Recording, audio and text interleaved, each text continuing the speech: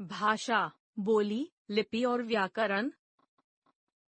बच्चों, जैसा कि आप सब जानते हैं कि भाषा शब्द संस्कृत की भाष धातु से बना है, जिसका अर्थ है बोलना या कहना। अर्थात जब हम अपने मन के विचारों को ध्वनि रूप प्रदान कर देते हैं तब वह भाषा बन जाती है। चित्र 1, चित्र 2, चित्र 3। ऊपर दिए गए चित्र 1 में सड़क के चौराहे पर ट्रैफिक पुलिस का सिपाही वाहनों को हाथ से संकेत करके रुकने का इशारा कर रहा है। यहाँ संकेत के माध्यम से विचारों का आदान प्रदान हो रहा है। चित्र 2 में माँ फोन पर अपनी सखी से बात कर रही है। यहाँ बोलकर विचारों का आदान प्रदान हो रहा है। चित्र 3 में बच्चे लिखकर अपने विचार प्रकट कर रहे हैं। हमने जाना, जब तक भाषा व्यक्ति के मन के अंदर रहती है तब तक वह मात्र विचार है, परंतु जब विचारों को हम संकेतों द्वारा बोलकर या लिखकर दूसरों तक पहुंचाते हैं तब वह भाषा बन जाती है। अतः भाषा की परिभाषा है, भाषा वह साधन है जिसके द्वारा मनुष्य अपने मन के भावों एवं विचारों का आदान प्रदान करता है। विश्व में अनेक भाषाएं बोली जाती हैं, जैसे हिंदी, अंग्रेजी, संस्कृत, जर्मनी, चीनी, रूसी, फ्रेंच, उर्दू, अरबी आदि। भाषा के प्रकार। भाषा के 2 रूप हैं। भाषा, मौखिक भाषा, लिखित भाषा। एक मौखिक भाषा, भाषा का वह रूप जिसमें हम अपने विचारों एवं मन के भावों का आदान प्रदान बोलकर या सुनकर करते हैं, वह मौखिक भाषा कहलाती है। 2. लिखित भाषा, भाषा का वह माध्यम जिसमें हम अपने विचारों एवं मन के भावों का आदान प्रदान लिखकर या पढ़कर करते हैं, वह लिखित भाषा कहलाती है। समाचार पत्र, लेख, कहानी, प्रतिवेदन, संवाद, निबंध, अनुच्छेद, सालेखन आदि लिखित भाषा के ही रूप हैं। हिंदी भाषा का महत्व।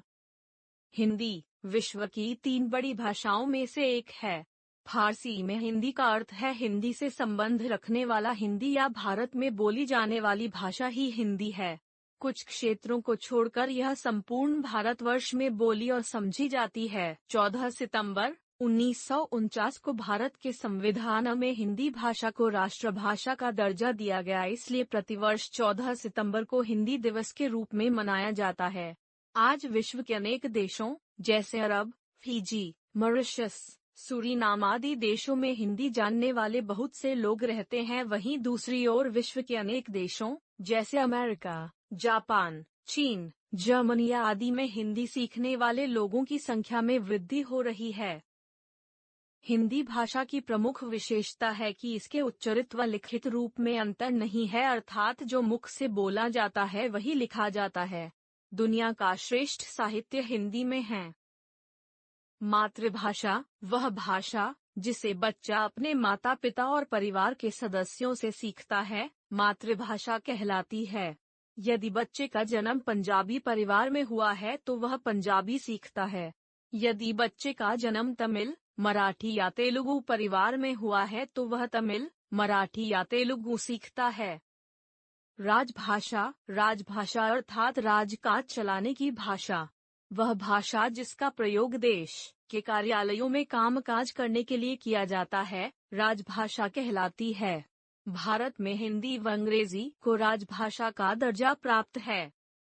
राष्ट्रभाषा, राष्ट्रभाषा का अर्थ है वह भाषा जिसका प्रयोग किसी देश के अधिकांश निवासियों द्वारा किया जाता है, राष्ट्रभाषा कहलाती है। पहले राजभाषा और राष्ट्रभाषा में कोई भेद नहीं था, किंतु 14 सितंबर 1949 को हिंदी भाषा को राष्ट्रभाषा का दर्जा दिया गया। संपर्क भाषा, वह भाषा जिसका प्रयोग देश के निवासियों द्वारा आपस में संपर्क करने के लिए किया जाता है, संपर्क भाषा कहलाती है। बोली, भाषा का क्षेत्रीय रूप बोली कहलाता है। किसी स्थान विशेष में बोली जाने वाली आम बोलचाल की भाषा ही बोली कहलाती है। बोली का अपना कोई लिखित साहित्य नहीं होता। लोकगीत, लोक कथाएं, कहावतें ही इसे समृद्ध बनाती हैं। अतः बोली की परिभाषा है, क्षेत्र विशेष में बोली जाने वाली मौखिक भाषा ही बोली कहलाती है। बोलियों के बनने के कारण। भौगोलिक कारणों से बोलियों का निर्माण होता है। भारत के विषय में कहा गया है कि 4 कोस पर पानी बदले 8 कोस पे बानी, अर्थात भारत में प्रत्येक 8 कोस के पश्चात भाषा के स्वरूप में अंतर आ जाता है। स्थान परिवर्तन के कारण कुछ विशेषता भाषा में आ जाती है, जैसे बिहार, उत्तर प्रदेश, मध्य प्रदेश में बोली जाने वाली हिंदी मूलतः एक होते हुए भी स्थानीय विशेषताएं लिए हुए है, जिन्हें हिंदी भाषा की बोलियां कहते हैं। भाषा और बोली में अंतर।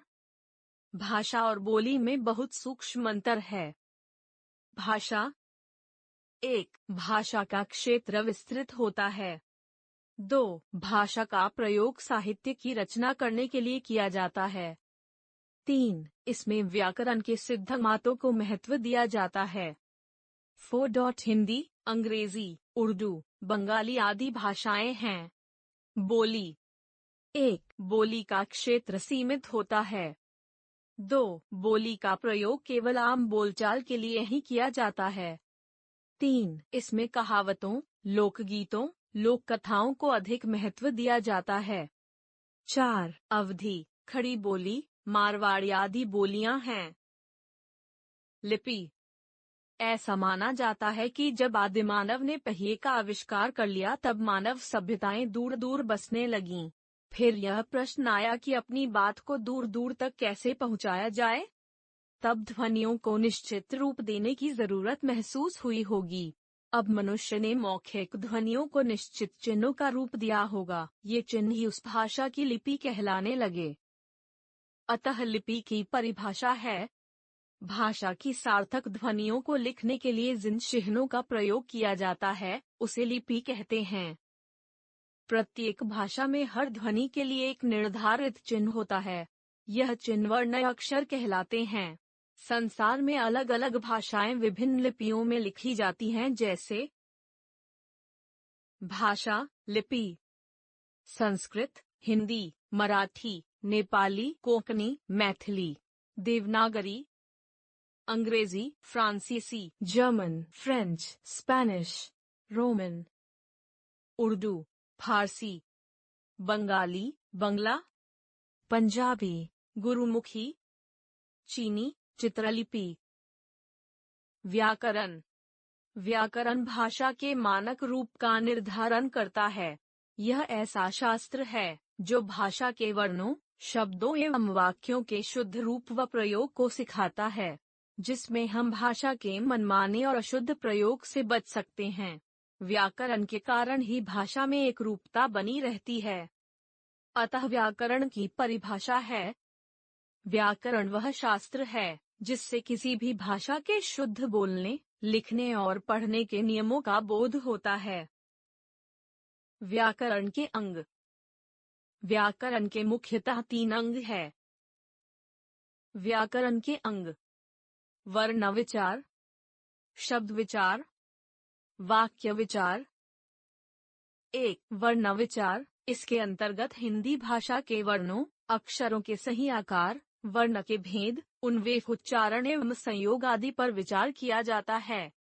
2. शब्द विचार। इसके अंतर्गत वर्णों के मेल से बने शब्दों के रूप, आकार, उत्पत्ति, रचना आदि पर विचार किया जाता है। 3. वाक्य विचार। इसके अंतर्गत वाक्यों के रूप, उनके भेद, वाक्य रचना, वाक्य भेद के नियम, विराम चिन्ह आदि पर विचार किया जाता है। मानक भाषा। वह भाषा जो पूर्णतया व्याकरण के अनुरूप है तथा जिसका प्रयोग साहित्यिक ग्रंथों में, पत्र पत्रिकाओं में, स्कूलों में, कॉलेजों में और विश्वविद्यालयों में विद्वानों एवं शिक्षाविदों द्वारा किया जाता है, मानक भाषा कहलाती है। मानक भाषा ही राष्ट्रभाषा, राजभाषा और साहित्यिक भाषा की मूल आधार है। वास्तव में भाषा में एक ही शब्द के एक से अधिक रूप प्रचलित हो सकते हैं। ऐसे में जब विद्वानों द्वारा किसी एक रूप को मान्यता दे दी जाती है तो वह मानक रूप बन जाता है, जैसे अमानक रूप, मानक रूप। गए, गए।